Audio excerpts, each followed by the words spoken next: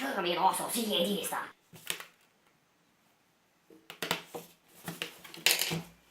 Quero que você faça uma bomba atômica radioativa.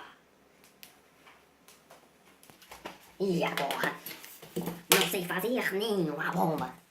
Nem sei mesmo o que é radioatividade. Já sei. Vou olhar no YouTube.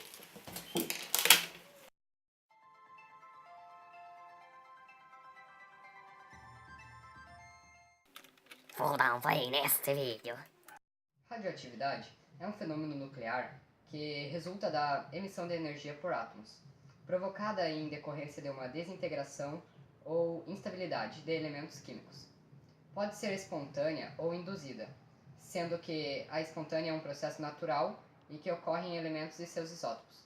Já a induzida trata-se de um processo artificial provocado por transformações nucleares. Radioatividade é um fenômeno nuclear que resulta da emissão de energia por átomos, provocada pela instabilidade ou desintegração de um elemento químico. Desta forma, quando o átomo se transforma em outro átomo, significa que ele é radioativo. A primeira lei da radioatividade trata-se da emissão de uma radiação alfa a partir do núcleo de um átomo. Como a radiação alfa apresenta número de massa igual a 4 e número atômico igual a 2, temos as seguintes alterações no núcleo do átomo. Primeiro, a diminuição de 2 prótons e 2 nêutrons no núcleo do átomo. Segundo, a diminuição do número de massa em 4 unidades. Terceiro, a diminuição do número atômico em 2 unidades. Como há uma alteração no número de prótons no núcleo do átomo, sempre que uma radiação alfa é emitida, temos a formação de um novo elemento químico, cujo número atômico é 2 unidades menor que o que deu origem a ele.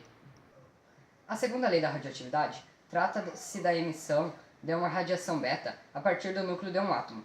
Como a radiação beta apresenta número de massa 0 e número atômico menos 1, temos as seguintes alterações no núcleo do átomo. Primeiro, aumento de um próton no núcleo do átomo. Segundo, a manutenção do número de massa. Terceiro, aumento do número atômico em 1 unidade. Como há uma alteração no número de prótons do núcleo do átomo, sempre que uma radiação beta é emitida, temos a formação de um novo elemento químico, cujo número atômico é 1 unidade maior que o que deu origem a ele. Em 1939, o físico alemão Albert Einstein escreveu uma carta ao então presidente dos Estados Unidos, Franklin Roosevelt, destacando em seu conteúdo a possibilidade da criação de uma bomba de grande poder de destruição. Tal capacidade destrutiva seria proveniente da reação nuclear em cadeia, desencadeada a partir de uma grande massa de urânio. Inicialmente, Einstein associou a criação da bomba atômica graças ao seu conceito de massa inercial, no qual a energia é igual a massa vezes a velocidade da luz ao quadrado. O desenvolvimento da bomba só foi possível depois da compreensão de que massa e energia se relacionam através da fórmula.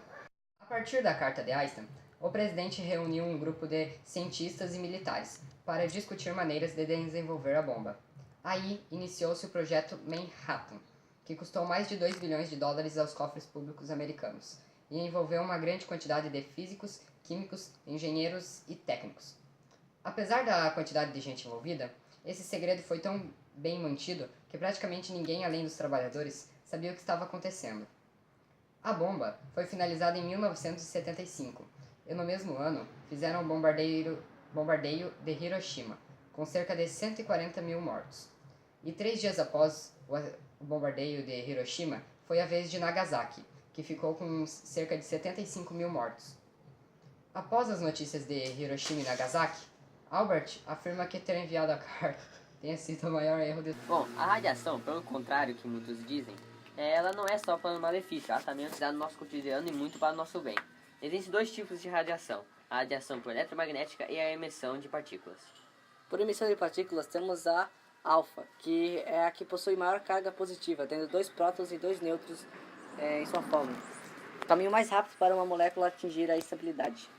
Bom, existe também a emissão por nêutrons, aonde uma molécula, o núcleo da molécula, ela é quebrada, tanto natural quanto induzida. Esse núcleo instável acaba que as moléculas neutras acabam se afastando por milhares de metros. E o melhor jeito de frear essa radiação é por uma substância rica em hidrogênio, como o concreto ou até mesmo a água. Também tem um tipo de radiação beta, que são cargas negativas com a radiação maior que a de alfa, podendo penetrar uma folha de papel, mas não pode penetrar uma placa de metal. Com o uso desses materiais, temos a produção do lixo radioativo, que é nocivo à população, trazendo doenças tais como o câncer. Bom, em diversas áreas, como a medicina, antropologia e engenharia, entre outras, fazem o uso desse material radioativo. E esse lixo que é produzido deve ser muito bem manuseado, pois pode causar doenças à população ou até mesmo catástrofes nucleares. Dessas catástrofes podemos citar o acidente de Chernobyl, que aconteceu na Ucrânia em 1996 e o acidente de Césio 137, que aconteceu no nosso país, em Goiânia, antes mesmo do acidente de Chernobyl, devido a um aparelho de radioterapia abandonado. Bom, o que ocasionou essa catástrofe foi a explosão de um reator nuclear de Chernobyl, onde 5% do material genético foi explodido junto com o reator, pelo uso inadequado dos engenheiros daquele local. E nas primeiras horas, 120 mil pessoas foram transferidas para evitar essa catástrofe novamente. E no mesmo ano, 240 mil pessoas já foram transferidas de lá, pelo governo soviético.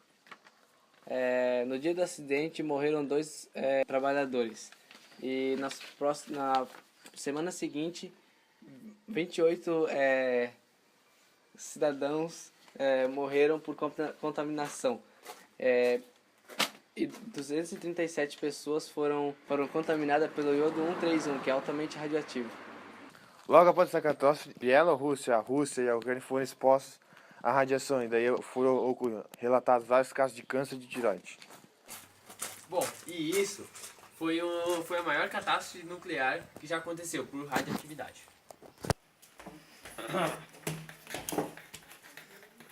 Eu consegui, é só mandar para os engenheiros que a bomba vai ser feita. Graças a esses moleques nota 10.